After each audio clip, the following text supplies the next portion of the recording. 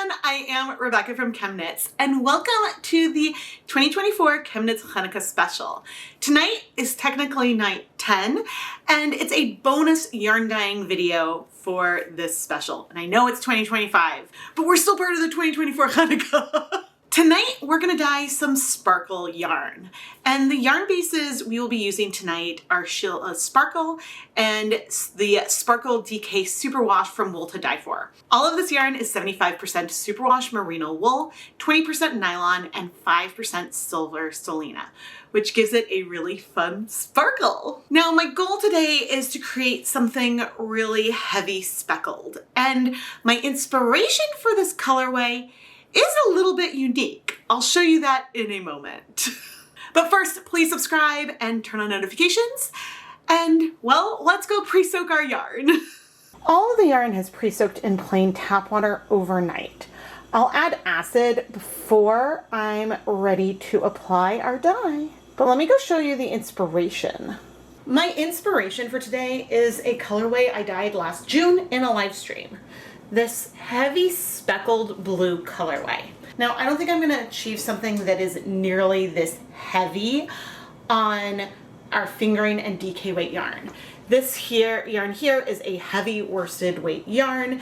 And so for some things like this, you need to consider your gauge. And by considering gauge, I mean that when the yarn is thinner, you're gonna have more stitches per inch. And so if you have the speckles at the same placement and the same density on a thicker yarn, you're gonna get color switching stitch to stitch a little bit more. Whereas on a thinner yarn, like fingering weight yarn, you might have a couple stitches one color, a couple stitches another, and so it may not be quite as mottled and speckled or as dense. But it could be. With the bright blues especially, I don't want to overload things too much and I want to be careful. Right here you can see a little bit of what the red version of the blue section looked like originally, where I had bright pinks and deeper reds and speckled both on. Now my plan today isn't to 100% recreate this, but I want to go for something similar. And I think I may bring in two other colors, not just stick with the two blues, but when I was knitting this, I'm like, ooh, something like this would be so fun if you put a little sparkle into it. Oh, and eventually I'll have a whole dyeing to knit project video based on this yarn, just because I've been filming my process working on it. Now, when I pull out my dyes, I realized I had a problem. I wanted to use Caribbean blue as my bright blue, which was one of the things making me a little nervous because it could be a bleeder. But I realized I don't think I have enough of it to do all of the yarn I want to do. I need to place a new dye order. So instead we're going to use frozen blue, which is a bright blue, but it's less pigmented, a lot less pigmented. So we should get smaller but bright blue speckles with this color. And I have to think if I'm gonna bring in another more green color. The sea spray that I'm gonna be using is the newer batch that's a little more blue. We have some dark navy just as a little accent. And I think the extreme blue is gonna be our star here today. But let's go with the prototype and we can always adjust as needed. Now, one unfortunate thing I realized is this is a brand new shower curtain and we're gonna get stained. It is what it is. I'm just a tiny bit bummed. Oh well. Here is my basin of water. There's no acid in here yet. My tap water is slightly acidic, but I will be adding more acid in here. And today, I'm not gonna measure. I'm just gonna put in a nice big glug of white vinegar. Sometimes it can be worth measuring, but given that the concentration of acid is going to change over time, I brought in 4 skeins of our sparkle yarn. And so, because each time I bring in more yarn, I'm going to bring in a little more water. And so that is just an important thing to consider. And every so often, especially if I don't smell the vinegar anymore, I will add more. Now, for sparkle yarns, You want to use vinegar versus citric acid. If you get the pH too low, then you can dull the silver stellina, but you can boil silver stellina yarn in, you know, the vinegar, 5% acetic acid vinegar, and the sparkle stayed where it was supposed to. So if you want to watch a video of me dulling stellina on purpose, I have that on my channel. But before I spread things out, can you just see that really pretty sparkle in there? We may not be in focus, but the yarn was glittering for me. I don't know if the camera will pick it up, but in person I just see a little sparkle show. For our prototypes, I'm gonna do just 100 grams of our fingering weight yarn and 100 grams of the DK weight yarn. And I wanna spread things out as much as I can. Now, if I was in a steam pan, I would have the layers stacked. I'm not doing things that way. I'm sort of putting the layers next to each other and spreading it as much as I can. This way we can get as much access onto the strands as I can. And I think I'll rotate this one a little bit so that way I have space to put the yarn up. And who knows, maybe we'll do just 200 grams at a time, and that could be fine. It'll be easier to get the speckles a little bit more all over.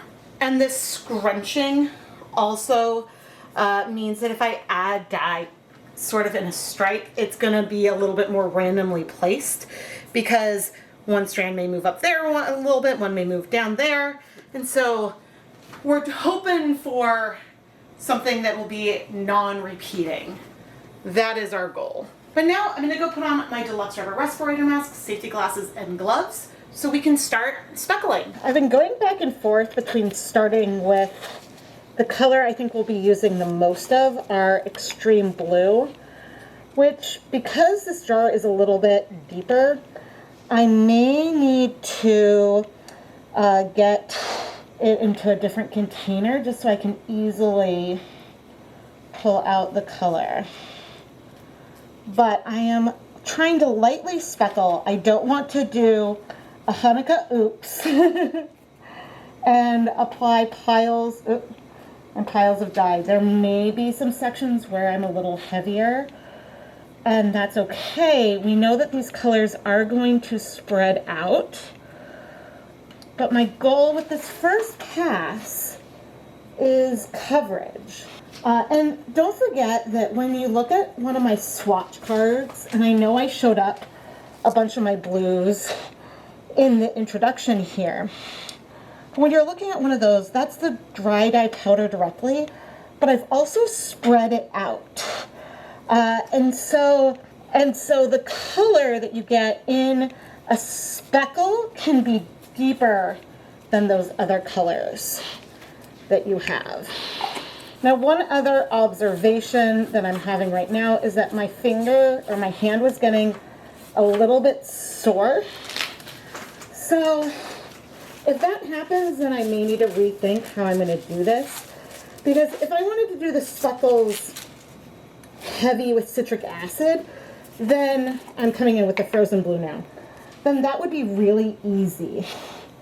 I'm letting myself be a little bit heavier with the frozen, just because I know it is less pigmented. Oh, but you can see that color popping out right away. Yeah, this is a technique that I can't really do as well with a shaker. And I don't know why my hand feels like it's cramping up a little bit already, but that might mean that I'll just have to spread this out over multiple days. So you always want to pay attention to your body. But all right, the frozen is looking gorgeous, placed all over, and you can see, maybe you could see in the yarn, but also over here, it is a gorgeous bright blue. All right, the navy, I don't want to go as much all over, but I'd like to have it for a little bit of some dimension. And rather than going completely all over, I'm just sort of randomly going around and adding a taste, like a hint of it. Trying to pay attention to to some areas where there may not be as much color yet. But just little bitty pops. This is looking good and heavy speckled. I'm very happy. And then the sea spray, I have no idea if this is going to make a big impact or not. But I'm sort of doing similar to what I did with the navy. I'm just giving some hints of it. I have no idea how much I'll feel it in the finished yarn. But sometimes I just enjoy adding a color that will give a little bit of additional dimension. And honestly, I don't know if I see it here on the yarn right now. But if we come in and look at our yarn mop, I had very little of it on my fingertips. There's our sea spray. But now I need to flip the yarn. And sometimes I choose to wait before I flip. I don't think I want to do that today. Things seem to be sinking in pretty well. But what I want to do is, as we flip, is to take care to not rub the yarn too much. And clearly, as I lift it, you can see colors spreading. That is what it is. But I'm trying to just expose different white areas on the yarn as much as I can. So I'm putting it down and sort of trying to lift and move. The good thing though, because we could end up with some big white patches on our finished yarn, but the good thing is that we've got really good coverage. I'm going to want to pay close attention to these folded areas, but I think that even if we have some longer stretches of white occasionally, it's not going to be bad. So let's go ahead and quickly speckle this other side.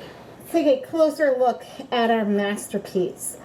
I would say I'm feeling the extreme blue a little bit less than I thought I might, but I think that it'll really shine once we apply heat and the colors spread a little bit more, because they will spread more. But now I'm going to carefully lift up our yarn. Try not to drag it too much, even though you do see a little bit of a drag there. And we're going to go put it in our steamer basket. Okay, and this time, I'm going to steam set that for 30 minutes. This time I'm going to bring the yarn mop over to clean up the countertop. I'm not planning on doing this with all of the batches. I think that my plan would be to immediately add, I think, 200 grams more yarn onto the surface. And yes, it'll pick up some dye that was here before, but I think that that'll aid in dyeing the yarn. It is the rubbing process that spread things out. But with this prototype, I want to steam set it. I want to steam set the prototype. I want to wash the prototype before we move on. And so to do that, to see how the colors really behave, I want to clean the counter up a little bit. Here we are with our steamer basket to steam set the yarn. I'm feeling more of those other blues come in. We have a lot of white, but I think it's beautiful, and we're gonna just have to wait. It has been 30 minutes. And oh, this is so pretty. We've got some heavier areas, some lighter areas of speckles, that is. Now, there is a chance that we could have some undissolved powders on here. And I don't think I'm in focus, but so pretty. Oh, I don't know if right off the bat I'm seeing the sea spray, but I did notice the occasional pops of navy and up. Okay, you see we have some dye on there. We may have some bleeding initially. Hopefully it will resolve quickly. Sometimes that can happen if you have a little bit, oh, I see some sea spray in there. Sometimes that can happen if you have a little bit of dye powder that's on the surface that didn't dissolve. But I'm gonna set this aside to cool completely so we can wash it. And I'm gonna bring over our yarn mop to wipe out the basket, but also because we're gonna be waiting a while, we may as well steam set this. That way I can layer more color on. So I'm probably only going to steam it for about 15 minutes or so. But yeah, it's just periodically I'll steam set the yarn mop so we can keep layering on more color. But I'll be back soon once our speckled yarn is cool. So why am I washing this one before I go ahead and dye any others? Well, I really want to make sure we have no bleeding. Or if we do have bleeding, that it resolves pretty easily. Ooh, I think I see like a rogue yellow speckle. Now, these are not tiny speckles, but the color patches are small, which is nice because it means that you'll get sort of like a speckly effect on the yarn. Now, I'm seeing a little bit of blue in the water. I'm not immediately concerned because I do see like one speck. I think there may have been a little clump of powder on there. But now I'm going to add some soap. So one thing you can do when washing countertop speckled yarn is to start with just a good soak once the yarn is cool. And this can sometimes help because if there is some dye that was a little too thick on the surface, maybe there wasn't enough water in the yarn to dissolve it, and so maybe that just needs to be rinsed out. And so that can happen, and that's why I'm not immediately upset with this glue that I'm seeing. Now the question will be if that will resolve quickly, which is what we want, or not. And so certainly we're seeing a fair amount of blue right now, which again, I am not that upset about it yet. I mean, I don't love it. It would be better if it wasn't that way. But I'm going to fill up this basin now, again, with soap and leave the yarn in here to soak in with the cool tap water for 5 minutes. Because don't forget, while we did apply some steam, we have not applied any additional liquid on our yarn. And so we may need to rethink things. Oh man, okay, Rebecca, we're just gonna wait because I love this colorway and this is what I want. Let's just give it a couple minutes, I'll be back. It wasn't 5 minutes, but I'm feeling impatient. Because I adore the colorway. I just don't like seeing all of that blue. And the fun thing about this is that we're getting a bit of back staining, but I'm not mad at it. Like, I adore this color. I just don't know who our bleeding culprit is. Okay, the last time I used dish soap, this time I'm gonna bring in some Synthropol. It's just another soap. Again, I don't like seeing that much bleeding, but the question is it gonna resolve? And I'm not getting blue on my hands, so I don't think. So that's good. But see, who is our culprit? I doubt it's the navy, and I doubt it's the frozen, but could be one of the other blues. Oh man, this is not what I wanted. Okay, I'm gonna refill this again. Okay, because see, extreme blue is not a color I look at and think, oh, you're a big bleeder. That's not like a thought process I have. So what I'm wondering is if I almost need to do a double process. And by double process, I mean wash the yarn. Come in with a couple tablespoons of white vinegar.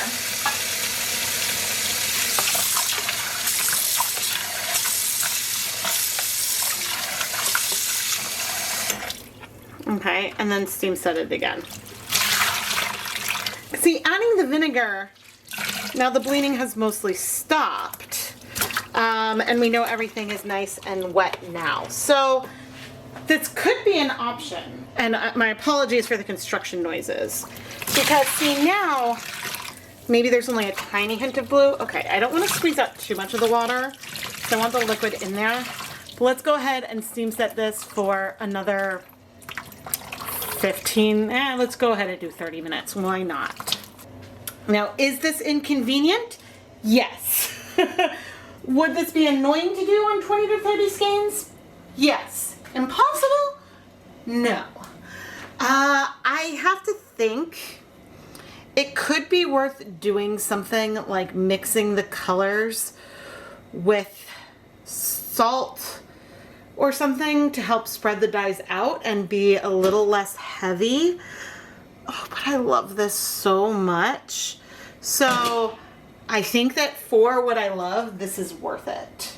Assuming that we can wash this without bleeding after the second process. One other thing I'm doing this time is we have a little bit more of a vigorous steam going on, where the steam is coming out of the pot a little more. Versus I think it was on a lighter steam set last time. I don't know if that'll make a difference. I don't know if any of this will make a difference. I gotta hope though. Okay, the thing with a more vigorous boil, which probably won't make as much of a difference this time,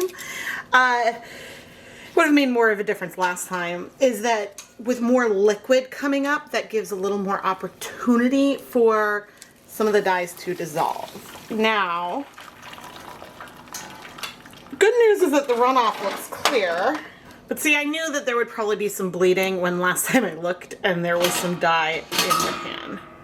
Okay, but the water down below is clear. That's a good sign. But anyway, I'm gonna let our speckled yarn that we've now heat set for the second time, I'm gonna let this cool off completely before we wash it. Okay, let's do this. And y'all can tell me if I'm crazy later. But these colors are so stunning that I really want this to be able to be the colorway.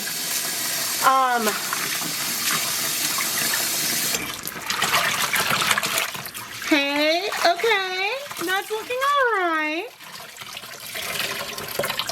It's looking okay.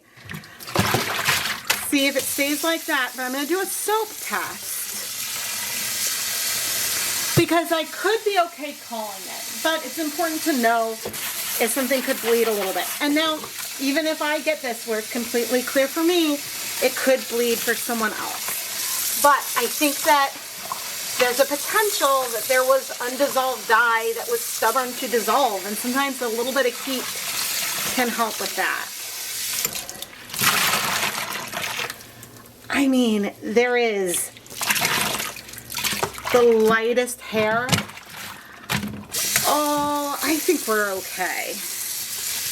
I think we're okay. Let's do one more rinse. And I'll let the yarn sit in here a little bit. Not because I think it needs to sit in soak, but because we'll see, like if I were to let it sit in the plain water with no acid for 5 minutes and it was bleeding, then we would see a little more color in the water. So let's give it this test and I'll be back in 5 minutes. Okay, it's been 5 minutes and I want to see how I feel now. Oh, we're good. We are really good. I think, you know, the issue could be that we had undissolved dye or not, but we found a solution that fixed it. Adding more acid to the yarn and re-steam setting it, which is a bit of a pain, but is doable because I have pasta inserts that I could layer probably at least 8 skeins in and to steam set those at the end of a day of dyeing. So I'll be able to assembly line this, I think, in a way that should work. I am going to make one little change, which may or may not make a difference when it comes to bleeding, but I'm going to dilute our extreme blue dye powder. And not as much as I might if I wanted to go for more spread out speckles, but I'm going to do a 3-part salt, 1 part extreme blue ratio. So say 3 teaspoons of table salt to 1 teaspoon of extreme blue, and I'm going to mix this up. This means that each pinch of dye that I pick up, it's going to have less pigment than if I was using the straight dye powder. And salt won't affect the selena. And in experiments I did a long time ago, we get less sharp speckles using salt than we did with sugar. And since I'm not going for super fine speckles, I think that this could help.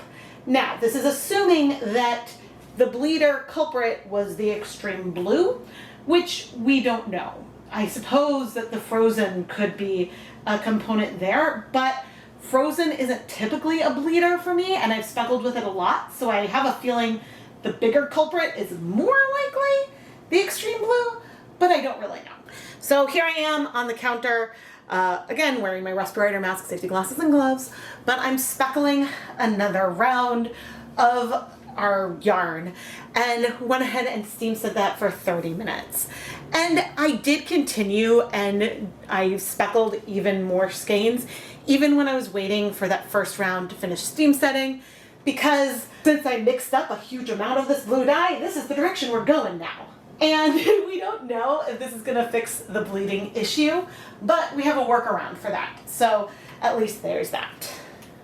And now, even though it's the least exciting part, let's go wash the yarn so that way we can see if we have the same amount of bleeding as before or not. Sometimes there are variables that can make a difference in whether the color bleeds and whether it doesn't. And I was very curious to see if my modification to use a little bit less of the extreme blue dye would result in less bleeding, or if it would feel about the same. And the thing with this batch is if the bleeding's the same, then I may go ahead and do the same thing with the frozen dye and also mix that with some salt. Because those are the two colors I'm using the most of. I don't think that the navy or the sea spray would be contributing to the bleeding. I celebrated with a huge woohoo as soon as I started washing the second batch of our speckled yarn.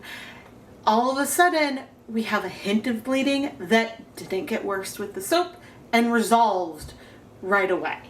This yarn, I don't feel like I need to go and steam set a second time. But if we do have a batch where we have bleeding, then I could go ahead and do that. But I think that being able to spread the extreme blue out a little bit more really did help everything dissolve and set, which was really apparent for the fact that the blue really did sink in after speckling faster after I had the salt with it than it had originally in that first batch.